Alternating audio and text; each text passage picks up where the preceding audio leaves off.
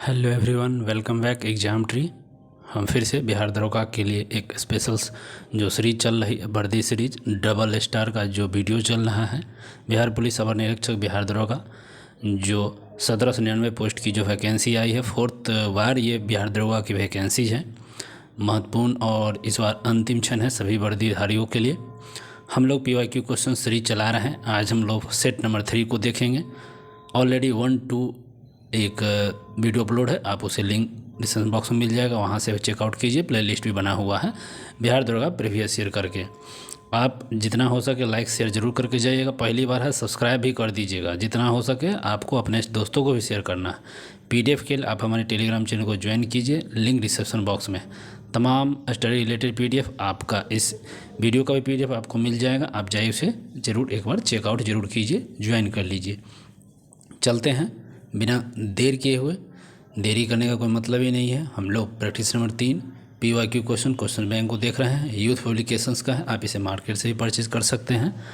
तो आप देख सकते हैं यहाँ पे हमारे, और वह देखिए हम लोग जो 18/5/2025 का जो ये हुआ है, ये एक मदनी से दरोगा को इसका हम देख चुके हैं। और बिहार दरोगा मुख्य अवर निरीक्षक जो 25/2/2024 को हुआ था, इसका भी हम लोग देख चुके हैं। आज हम लोग जो देख रहे हैं 17/12/2023 फर्स्ट शिफ्ट का, ये हम लोग देखने जा रहे हैं। थर्ड नंबर PYQ क्वेश्चंस को देखेंगे। चलते हैं सीधे पेज नंबर 27 पे और क्वेश्चंस को देखेंगे, डील करेंगे। तो देखिए आपके सामने हाजिर हैं, उपस्थित हैं बिहार कर्मचारी चयन आयोग बिहार दरोगा पुलिस अवर निरीक्षक परीक्षा। आपको हल प्रश्नपत्र है और एग्जाम डेट 17/12/2023, मेमोरी बेस्ड, और लगभग यहाँ 80% ये में करेक्ट क्वेश्चन इसमें हैं। चलिए तो हम लोग क्वेश्चंस को देखते हैं, डील करते हैं। क्वेश्चन नंबर पहला आप लोगों के लिए, आप इसे वीडियो को पॉज करके भी बना सकते हैं। पहला क्वेश्चन है, केंद्रीय मंत्रिपरिषद सामूहिक रूप से उत्तरदायित्व। केंद्रीय मंत्रिपरिषद जो है सामूहिक रूप से उत्तरदायित्व होता है किसके? तो सामूहिक रूप से उत्तरदायित्व होता है लोकसभा के प्रति। केंद्रीय मंत्रिपरिषद सामूहिक रूप से लोकसभा के प्रति क्या होते हैं? उत्तरदायित्व होते हैं। और वो भी आर्टिकल 79 संसद के आर्टिकल में है, तो 79 में है। संसद के निर्माण राष्ट्रपति, लोकसभा, राज्यसभा से मिलकर होता है। संसद के 3 अंग होते हैं, ठीक है। कितने अंक होते हैं? 3 अंक। तो संसद के कितने अंक होते हैं? 3 अंक। क्वेश्चन था केंद्रीय मंत्रिपरिषद, पहला क्वेश्चन था केंद्रीय मंत्रिपरिषद सामूहिक रूप से उत्तरदायित्व होते हैं लोकसभा के प्रति। संसद 79 आर्टिकल में है और इसके संसद के 3 अंग होते हैं, राष्ट्रपति, लोकसभा और राज्यसभा मिलकर ये संसद बनता है। संविधान के अनुच्छेद 74 के अनुसार राष्ट्रपति के सलाह के लिए एक मंत्रिपरिषद होती है और इस मंत्रिपरिषद का मुखिया होता है प्रधानमंत्री। और प्रधानमंत्री की नियुक्ति है 75 के 1 में, ध्यान रखना है। और देखिए आर्टिकल 75 के 1 के अनुसार राष्ट्रपति मंत्रियों की नियुक्ति प्रधानमंत्री की सलाह पर ही करेगा। जो राष्ट्रपति होते हैं वो नियुक्ति करती है मंत्रियों का, और लेकिन PM के सलाह पे करते हैं। आर्टिकल 75 के 3 के अनुसार मंत्रिपरिषद लोकसभा के प्रति सामूहिक रूप से उत्तरदायित्व होता है। जो मंत्रिपरिषद होता है वह लोकसभा के प्रति सामूहिक उत्तरदायित्व होते हैं, तो 75 के 3 के तहत। लेकिन सलाह लेकर राष्ट्रपति नियुक्ति करते हैं 75 के 1 तहत। और एक सलाहकार मंत्रिपरिषद होते हैं जिसके प्रधानमंत्री होते हैं, वो आर्टिकल 74 में है, संसद 79 में है। चलिए अगला क्वेश्चन देखते हैं। राष्ट्रीय आय बराबर होती है, तो राष्ट्रीय आय बराबर होती है किसके तहत? तो राष्ट्रीय आय बराबर होती है किसके तहत? तो NNPFC, मतलब नेशनल, इसमें कह सकते हैं नेशनल नेट प्रोडक्ट, इसको फाइनेंशियल कॉर्पोरेशन कहते हैं, फाइनेंशियल FC जिसको बोलते हैं मार्केट प्राइस पर होता है, ठीक है। हर वित्तीय वर्ष के दौरान किसी देश के उत्पादित वस्तु और सेवाओं के अंतिम मूल्य उस देश की राष्ट्रीय आय कहलाती है। राष्ट्रीय आय की गणना 2 आधार से होती है, लागत साधन फैक्टर कॉस्ट और बाजार लागत मार्केट प्राइस, दोनों पर ये आधारित होती है। राष्ट्रीय आय की गणना NNPFC पर की जाती है, ध्यान रखेंगे। नेक्स्ट क्वेश्चन 3 नंबर, संघीय कार्यपालिका में शामिल नहीं है। संघीय कार्यपालिका में कौन शामिल नहीं होता है? तो राष्ट्रपति शामिल है, प्रधानमंत्री शामिल है, और भारत के महान्यायवादी नहीं शामिल है। अब भारत के नियंत्रक महालेखा परीक्षक ये नहीं है, बल्कि भारत के महान्यायवादी शामिल होते हैं। नियंत्रक महालेखा परीक्षक नहीं होते हैं, ठीक है। संघीय न्यायपालिका के अंग राष्ट्रपति, प्रधानमंत्री और महान्यायवादी तो होते हैं। शामिल होता है कार्यपालिका में। संसद के दोनों सदनों की संयुक्त बैठक में भाग ले सकता है, लेकिन वह मत देने का अधिकार नहीं। किसको? तो न्यायवादी को नहीं। भारत का नियंत्रण महालेखा परीक्षक संघीय कार्यपालिका का हिस्सा नहीं होता है, तो इसको हम ध्यान रखेंगे। नेक्स्ट क्वेश्चन, राज्य विधानसभा की अधिकतम संख्या निर्धारित है। तो राज्य विधानसभा जो है उसकी अधिकतम संख्या कितनी है? तो 500। प्रत्येक राज्य की विधानसभा में न्यूनतम सदस्य संख्या 60 है और अधिकतम 500 होती है। जैसे कुछ अब बाद में है, गोवा में 40, मिजोरम में 40, सिक्किम में 32 है, पौंडीचेरी में भी है। ठीक है, तो ध्यान रखें, गोवा, मिजोरम और सिक्किम और एक पौंडीचेरी यूटी है, इन सबों में 60 से कम है अपवाद में। और कितने कितने ध्यान रखना है? गोवा में 40, मिजोरम में 40 और सिक्किम में 32, न्यूनतम 60, अधिकतम 500। नेक्स्ट क्वेश्चन है, किस केंद्रीय मंत्रालय ने ई-सार्स मोबाइल ऐप को लॉन्च किया है? ई-सार्स मोबाइल ऐप कौन को है? ई-सार्स मोबाइल ऐप किसने लॉन्च किया है? तो ग्रामीण विकास मंत्रालय। तो देख लीजिए, ई-सार्स मोबाइल ऐप दीनदयाल अंत्योदय योजना ग्रामीण राष्ट्रीय ग्रामीण आजीविका मिशन से जुड़ी स्वयं सहायता समूह संबंधित महिलाओं के द्वारा बनाई गई उत्पादों के ऑनलाइन बिक्री के लिए ग्रामीण विकास कार्यक्रम के द्वारा जारी किया गया है। अगला प्रश्न है, कुमार पोस्ट सियाचिन में तैनात होने वाली पहली महिला अधिकारी कौन है? तो ठीक है, कुमार पोस्ट सियाचिन में तैनात होने वाली पहली महिला अधिकारी कौन है? तो कैप्टन शिवा चौहान। कैप्टन शिवा चौहान है यह, ठीक है, सियाचिन में तैनात होने वाली पहली अधिकारी बन चुकी है। नेक्स्ट क्वेश्चन, और भावना कंत भारतीय वायुसेना की पहली महिला फाइटर पायलट है, भावना कंत। नेक्स्ट क्वेश्चन मैथ है, इसको आप सॉल्व कर दिए और बहुत आसान है, का भागा गुंजर घाटा पे है। नेक्स्ट क्वेश्चन 8 है, 5वां आसियान भारत व्यापार शिखर सम्मेलन कहाँ आयोजित हुआ है? 5वां आसियान भारत शिखर सम्मेलन का आयोजन हुआ है कोलालमपुर में। कहाँ? तो कोलालमपुर। 5वां आसियान भारत व्यापार शिखर सम्मेलन कोलालमपुर में हुआ है। कोलालमपुर मलेशिया की राजधानी है और आसियान का मुख्यालय जकार्ता इंडोनेशिया में है। तो दोनों ध्यान रखेंगे।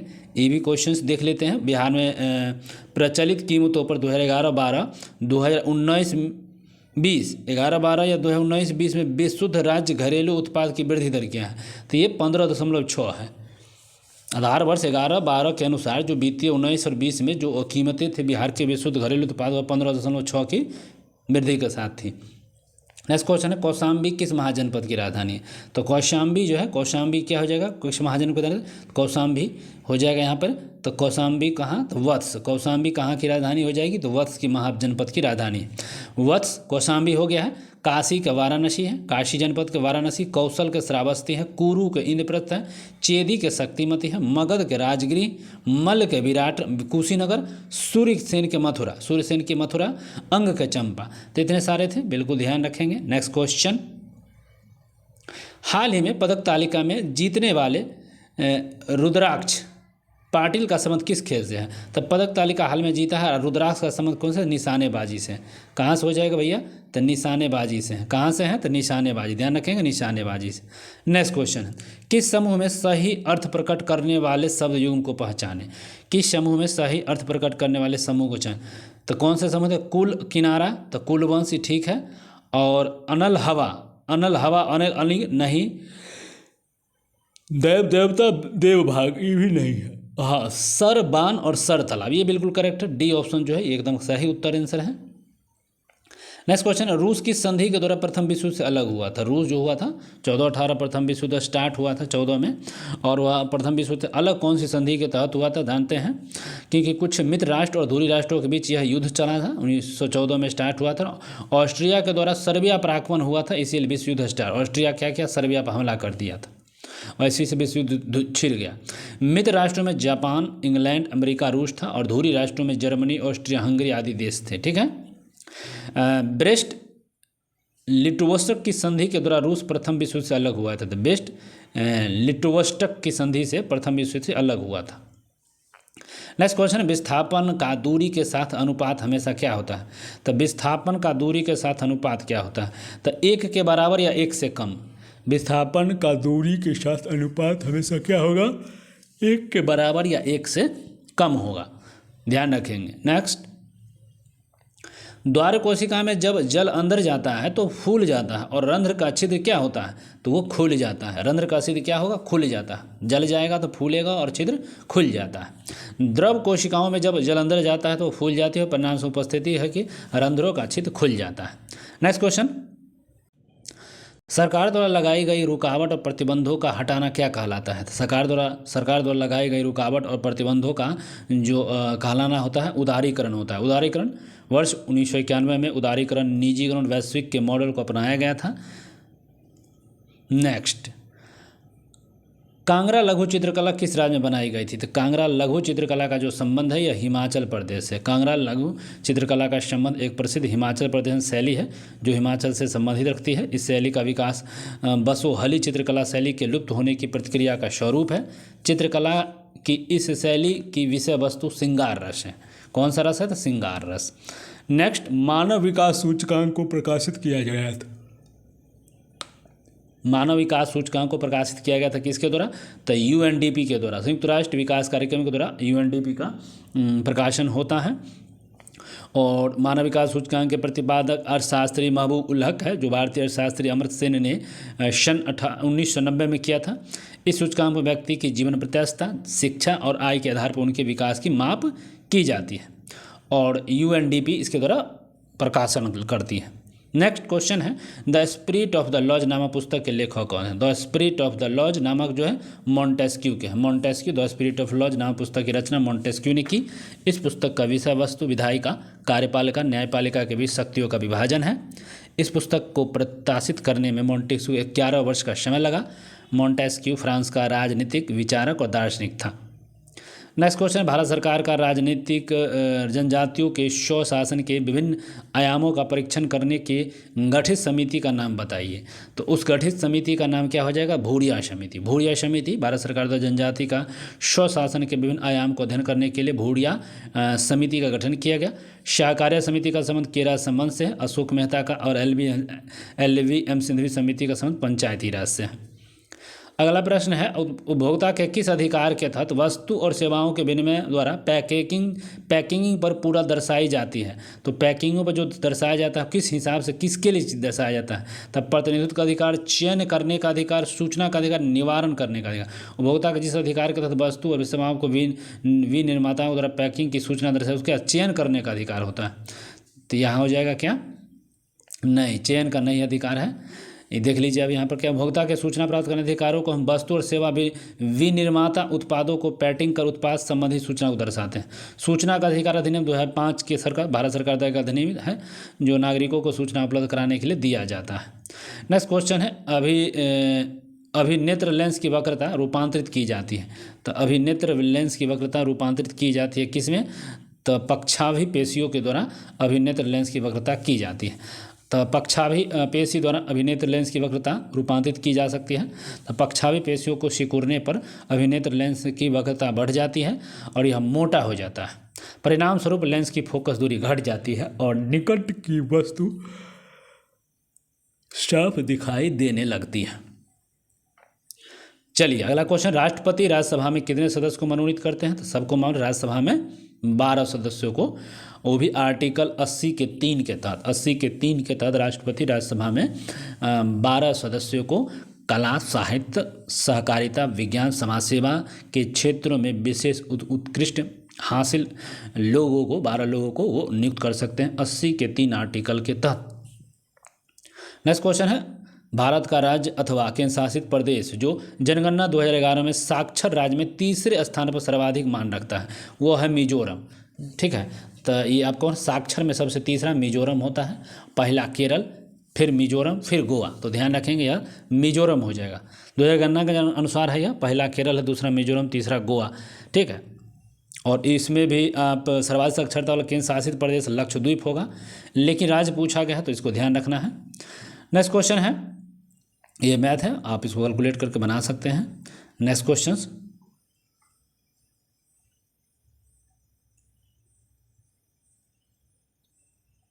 ये भी मैथ है, आप इसको खुद सॉल्व कीजिए। नहीं हो तो आप कमेंट करेंगे, हम बता जरूर देंगे आपको।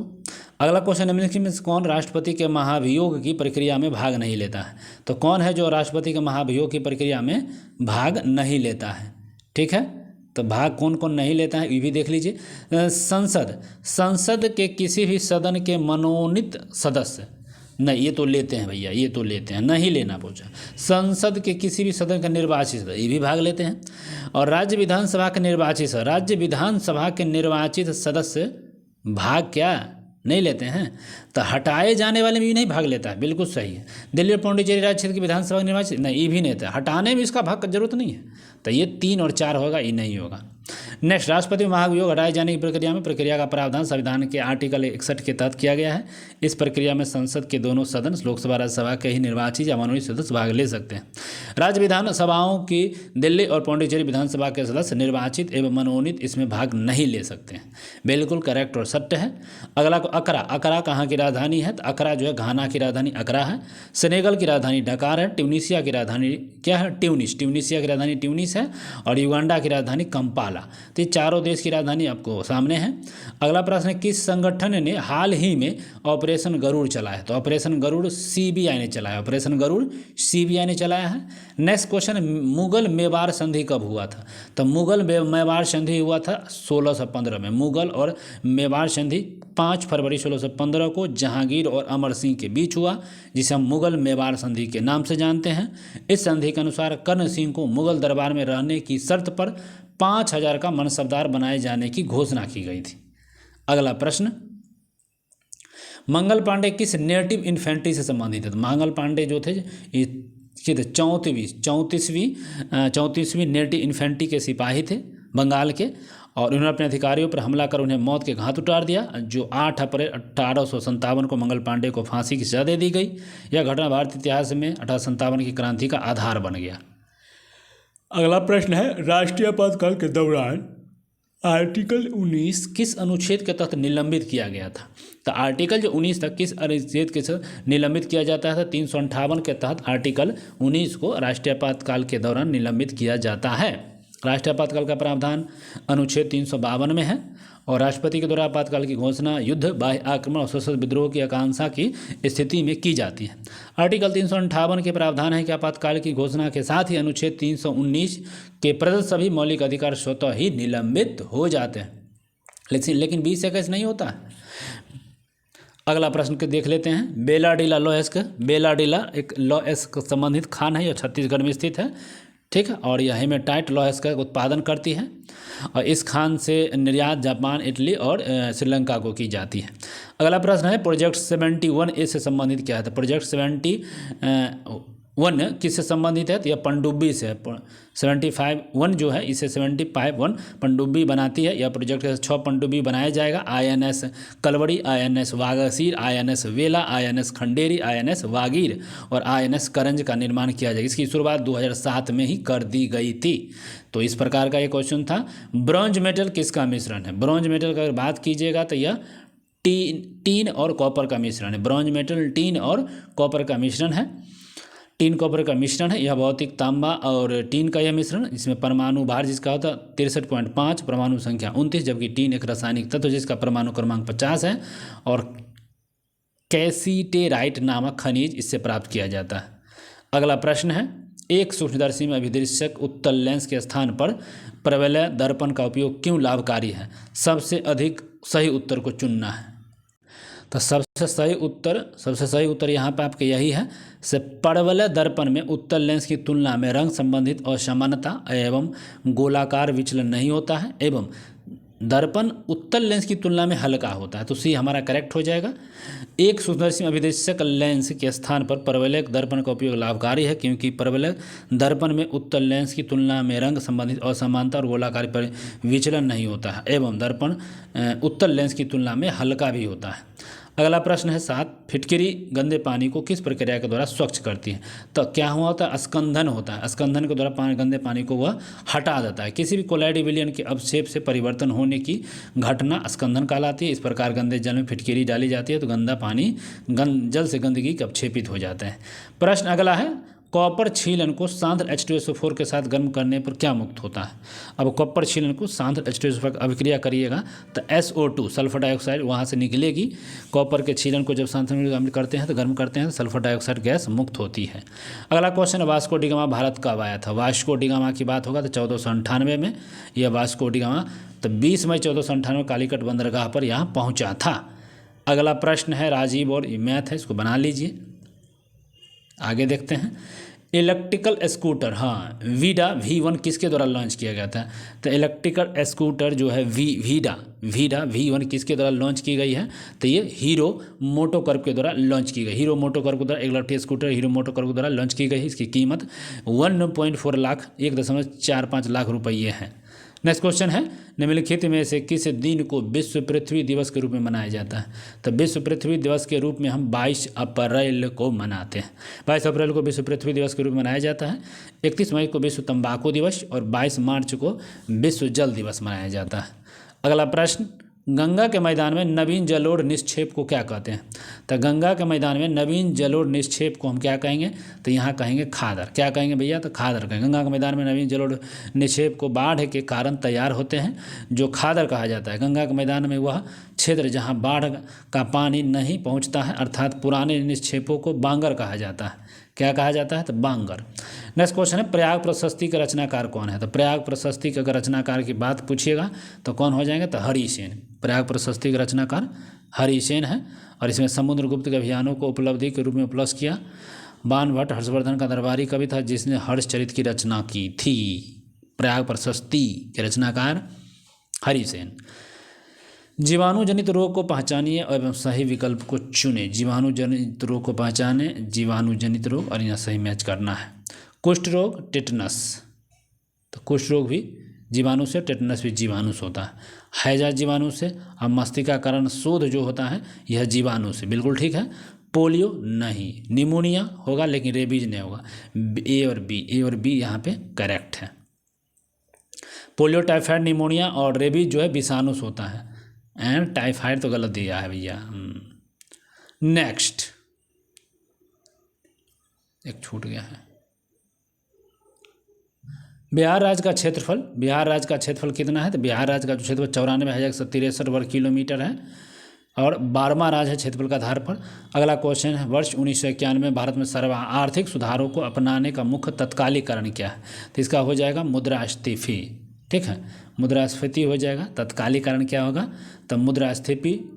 और 1991 उदारीकरण, निजीकरण, वैश्वीकरण को अपनाई गई थी। इस नीति के बारे आर्थिक रूप से माना जाता है। इन आर्थिक सुधारों को अपनाने का मुख्य तात्कालिक कारण ही संतुलन संकट को खत्म करना था।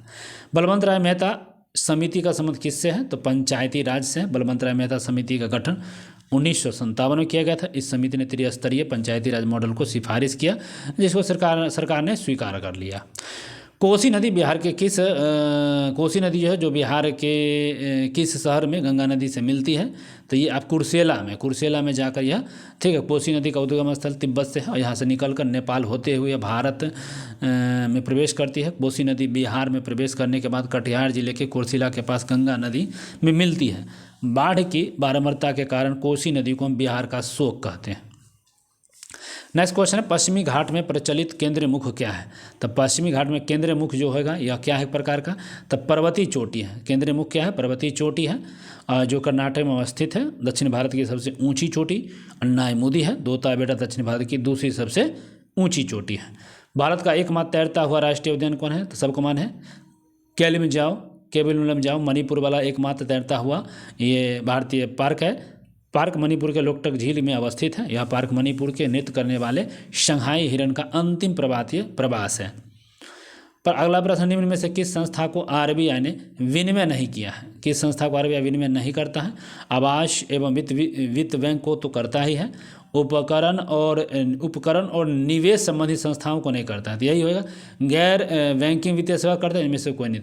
तो बी नंबर जो है मेरा करेक्ट हो जाएगा।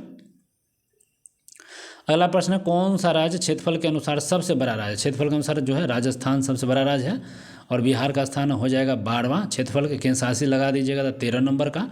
निम्न संतों का कालक्रम बताइए। अब संत है और इन लोगों का कालक्रम पूछ दिया है। चैतन्य, रामानुचार्य, तुलसीदास और नामदेव। इनका क्या सा हो जाएगा? तो चैतन्य है जो सबसे बड़े थे, उसके बाद आप नहीं, रामानुचार्य, नामदेव, फिर चैतन्य और फिर तुलसीदास। तो देख लीजिए इसका कालक्रम क्या है। रामानुचार्य 1017 से 1137, नामदेव 1270 से 1350, चैतन्य महाप्रभु 1486 से 1534 और तुलसीदास जो 1532 से 1623। तो एक प्रकार का ये क्रम था। रामानुज, नामदेव, चेतन, तुलसीदास। अगला क्वेश्चन है स्वावलंबन 2.0 किसने लॉन्च किया है? स्वावलंबन 2.0 जो लॉन्च किया गया था नौसेना के द्वारा स्वावलंबन अभियान को लॉन्च किया गया था। प्लेइंग इट माई वे किसके है? तो Sachin Tendulkar. Playing it my way किसकी पुस्तक है? तो सचिन तेंदुलकर का है। Playing it my way Sachin Tendulkar की महान पुस्तक, आत्मकथा है, ठीक है। और बुढ़िया मजूमदार दोनों ने मिलकर लिखा था। अगला क्वेश्चन है changing the flowing sentence in the passive voice the options given below. I eat a banana every day. I eat a banana every day, तो इसको हम इधर से करते a banana was eaten by me every day. हाँ, तो a banana is eaten by me in every day. C is the correct answer. अगला question है सबसे कम विद्युत ऋणात्मकता कौन है? तो सबसे कम विद्युत ऋणात्मकता की बात होगा तो सी एस जो है सबसे कम विद्युत ऋणात्मकता है, जिसको बोलते हैं सीजियम। विद्युत ऋणात्मकता सबसे कम होती है।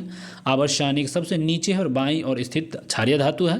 विद्युत ऋणात्मकता वह माप है जिसमें कोई तत्व रासायनिक बंधन में इलेक्ट्रॉन की अपनी ओर खींचता है।